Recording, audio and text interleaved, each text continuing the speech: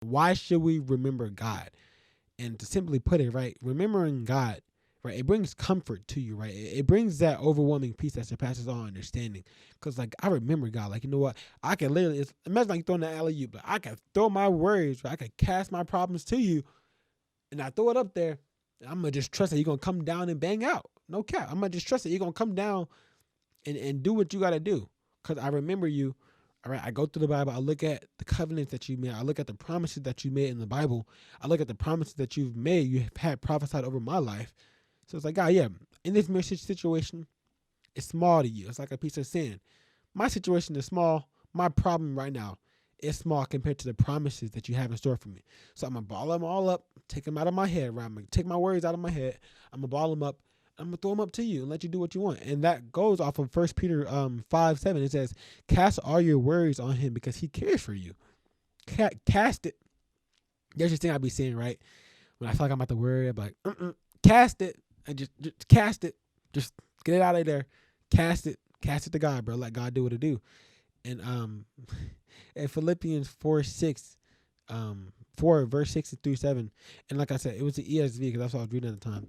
Do not be anxious about anything, but in everything, by prayer and supplication, with thanksgiving, let your requests be made known to God. And the peace of God, which surpasses all understanding, will guard your hearts and your mind in Christ Jesus, bro. So prayer, supplication, which is asking, and thanksgiving. So it hit different, right? When you pray and you ask God for something, and then you give him thanks for the thing you just asked him about, even though you're still going through a situation. Because, you know, the God I serve, right, he's a prayer answering God. It hit different when God be answering your prayers for real. And it's like, okay, I'm going to pray to you about it. I'm going to come to you about it, God, right? I'm going to ask you to do a thing, and I'm going to give you things. Because if I ask you for it, it's already done. If I ask you for it, you hear my prayers. It's already done. It's always go back to Daniel. I think Daniel chapter 10. I think it's Daniel. I might be Daniel chapter 10. When he would have went on that fast, right? And the angel said, "Yo, we heard you on day one, but we up here we fighting in the heavenly realm. But we heard you in day one now." So it's like God hear your prayers, and now you got to give him thanks as if it's already done. God, you already completed it, y'all. And yeah, so that's really all I got for y'all, bro. But I just want y'all to know there is so much power in remembering how faithful God is. Like, when I say power, like it's literally like supernatural power in remembering how good God is, bro. Because it's like it gives you that different level of confidence in him and different level of boldness, y'all. And even, you know, before I came to Christ, I'm not even going to say that. While I was following Christ, right? When I didn't really have that much fear of the Lord in me. I knew God. I knew of God, but I didn't really know God, bro. And I'll make it real. It was a time period y'all probably didn't think about it because I think, oh, T-sharp this, T-sharp that. But I was not confident. I wasn't confident because I was trying to worry and do things on my own, right? I was leaning to my own understanding and nothing was working, right? But you know what I'm saying? I was making it look good though from the back end. I was making it look good. Or on the front end, I was making it look good. But on the back end, I was not confident, y'all, because I was like, bro, like I'm doing all this stuff on my own. But now that I'm actively seeking God, bro, and that I've been actively seeking God, I've been more bolder, all right, with setting boundaries, right? With setting boundaries, I've been more bolder and confident when standing on business because I know that the Lord is backing me up. I know that God has promises that he's spoken over my life and that they will come to fruition. So I don't need to tweak out. I don't need to not be confident.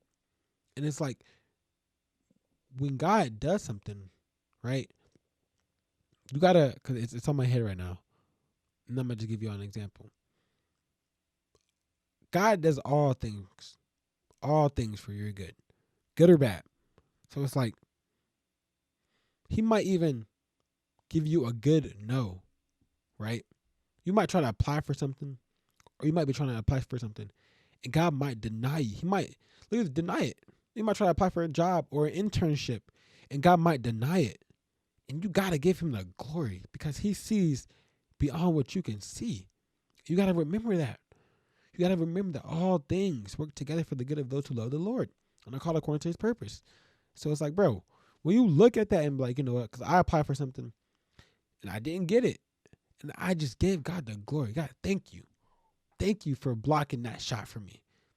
Because I was throwing it up, but I didn't realize If I were to get this, it would put me in a whole different ball game, right? Maybe I still don't even know why he did it, but I thank God that he was good enough to block me from it, because you don't know, his ways are not our ways, and his thoughts are not our thoughts.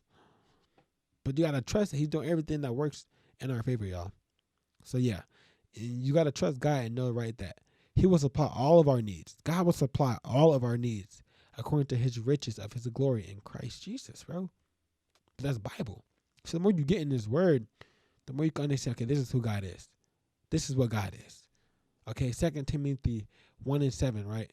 For God have not given you the spirit of fear, but he's giving you, for God has not given you the spirit of fear, but of love, power, and a sound mind. So it's like, okay, the more I seek after God, the more he's going to give me that power, love, and a sound mind. So yeah, that's all I got for y'all.